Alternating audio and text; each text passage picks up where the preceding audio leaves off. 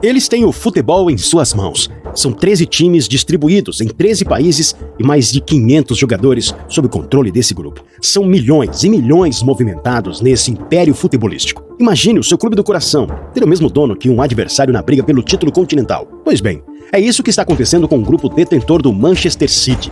O Manchester City vai muito além de apenas um time de futebol. E foi exatamente assim que eles literalmente assumiram o controle do futebol mundial. O grupo de futebol do City, pertencente aos sheiks dos Emirados Árabes, é avaliado em mais de 25 bilhões de reais. Em 2008, começou sua trajetória no mundo do futebol ao adquirir o Manchester City, com o objetivo principal de dominar o futebol europeu. Com mais de 1 bilhão de euros investidos em transferências e na contratação dos melhores jogadores e treinadores, rendeu ao City impressionantes 19 troféus. Eles investiram tão pesadamente no Manchester City, a tal ponto do fair play financeiro, a regulamentação que controla os gastos do futebol, não conseguir controlar o grande poder aquisitivo do clube inglês. Consequentemente, o clube foi acusado de mais de 100 violações de regras, enfrentando ameaça real de exclusão das competições europeias por 2 anos. Além disso, recebeu uma multa recorde de mais de 140 milhões de reais, a maior já imposta a um clube no continente. O clube, no entanto, recorreu à punição. O grupo ainda é criticado por suspeitas de sports washing, ou seja, é o uso do esporte como forma de apagar, esconder ou desviar a atenção de ações que os governos dos Emirados Árabes, ou seja, os investidores do grupo, desejam ocultar do resto do mundo. Mas isso não impediu eles de dominarem o futebol mundial. Após o notável sucesso na aquisição do Manchester City, o grupo anunciou Ferran Soriano, ex-vice-presidente do Barcelona, como CEO do clube. O que inicialmente era um plano para dominar a Europa, transformou-se em uma ambição para dominar o futebol mundial. Os sheiks ficaram encantados com a ideia de Soriano de transformar o Manchester City em uma marca global.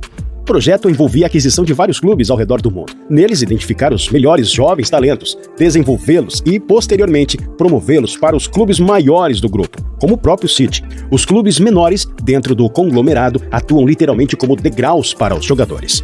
Soriano assumiu o Manchester City em 1º de setembro de 2012. 2 dias depois, chegou a Nova York para criar um novo clube de futebol. Isso significou pagar 100 milhões de dólares para uma vaga na MLS. Eles estavam apenas começando. 10 anos após a criação do New York City, o grupo já consolidava o seu domínio no futebol global, com controle em 5 continentes e gerenciava mais de 500 jogadores profissionais em diversas partes do mundo. Atualmente, o grupo City ostenta o controle de 13 times de futebol distribuídos por 13 países. O interesse estratégico do grupo é sempre por clubes considerados pequenos e baratos, preferencialmente em mercados nos quais seja possível reconquistar os torcedores que perderam o interesse pelo time do coração, à exceção do Bahia, bicampeão brasileiro, e do Bolívar, detentor de 29 títulos e o maior campeão da Bolívia. Os demais clubes não possuíam históricos extensos de conquistas antes de serem incorporados ao projeto. A partir do momento em que o grupo adquire um time, a liga rapidamente se torna pequena para a equipe sob seu controle, graças ao enorme poder aquisitivo. Isso dá ao grupo um certo controle do futebol no país. Não há jogadores, treinadores caros para eles, o que explica os resultados imediatos alcançados. Exemplificando, o Melbourne conquistou o campeonato australiano uma vez e a Premiership do país teve 3 vezes nos últimos 3 anos após sua integração ao grupo City. Yokohama encerrou uma seca de 15 anos ao vencer o campeonato japonês em 2019 e repetiu o feito desde então. O New York City venceu a MLS. O Mumbai conquistou a dobradinha na 1ª divisão indiana em seu primeiro ano sob o controle do grupo, culminando no título da liga na temporada passada, com uma das exibições mais dominantes na história da liga indiana. E por fim, após 15 anos desde a aquisição pelo grupo, o Manchester City conquistou a Liga dos Campeões. É impressionante notar que 8 das 13 equipes atuais do grupo conquistaram pelo menos um grande título na temporada passada. Alguns clubes do grupo adotam a marca City após o primeiro nome, além de emblemas e uniformes semelhantes ao Manchester City. Outros, com histórias consolidadas, mantêm suas marcas tradicionais. O propósito do grupo é espalhar o sucesso do Manchester City e o estilo de jogo ofensivo de Guardiola em todos os times do grupo ao redor do mundo, e assim criar uma identidade única da marca City. Entregar um estilo de jogo ofensivo que dá prazer de assistir é uma identidade que adotamos em todos os nossos clubes. O objetivo é jogar no estilo ofensivo do Manchester City, afirmou um diretor do grupo. Recentemente, o grupo adquiriu 80% do capital do time italiano Palermo, conhecido por revelar estrelas como Edson Cavani, Javier Pastore, Paulo Dybala, entre outros. Além disso, em 2021, o grupo expandiu sua presença para o mercado sul-americano, adquirindo o Bolívar. Um ano depois, se consolidou ainda mais ao adquirir o Bahia. Essa estratégia demonstra uma abordagem genial, proporcionando ao grupo uma ligação direta com um dos mercados mais promissores do futebol. Em meio a tantos clubes sob a mesma propriedade, surge a pergunta: se os times do mesmo dono se enfrentarem em uma competição,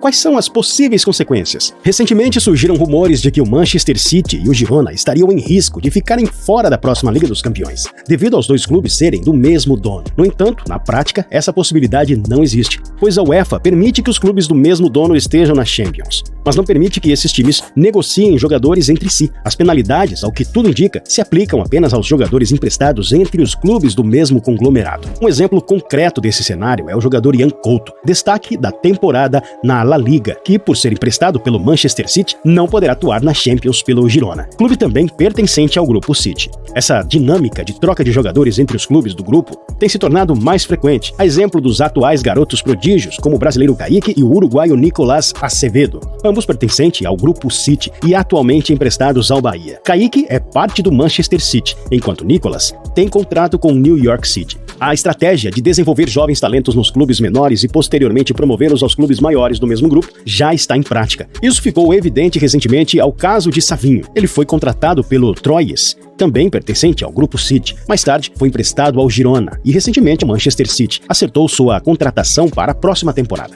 Dessa forma, ele passou por dois clubes menores do mesmo grupo antes de chegar ao principal clube do conglomerado, o Manchester City. O Manchester City transferiu, desde 2013, 19 jogadores para o Melbourne, 16 para o Girona e 4 para o New York City. Essa é a ideia do grupo, fortalecer seus respectivos times utilizando seus próprios jogadores. O profissional responsável por esse projeto foi inicialmente chamado de louco ao apresentá-lo a outros clubes. No entanto, hoje ele é a mente por trás do sucesso do grupo e do Manchester City, e nada disso seria possível sem ele. Soriano foi um dos profissionais que orquestrou todo esse projeto. Ele chegou a apresentar a ideia aos dirigentes do Barcelona, mas eles consideraram ser uma proposta louca e a rejeitaram. Se eu tivesse apresentado essa ideia ao Real Madrid, a resposta seria: você está louco. E foi isso que realmente aconteceu em Barcelona, revelou Ferran Soriano. Essa era uma ideia que ele sustentava há mais de 12 anos, quando ainda era vice-presidente do Barcelona. É tudo muito bem planejado, e não é por acaso que consolidaram o objetivo de ter clubes nos 3 países mais populosos do mundo: China, Índia e Estados Unidos. Esses mercados não apenas possuem economias fortes, mas também possuem as tecnologias mais avançadas do mundo. A estratégia é explorar ao máximo as tecnologias de ponta exclusivas desses países, garantindo assim o compartilhamento de conteúdos de treinos, dados de performance em jogos e métodos de recuperação de lesões, e repassar essas tecnologias para todos os times do grupo. Com os times presentes nesses países, o acesso a essas tecnologias será facilitado. Uma franquia de futebol que opera de forma semelhante ao Grupo City é o Grupo Red Bull, que atualmente possui vários clubes em todo o mundo também.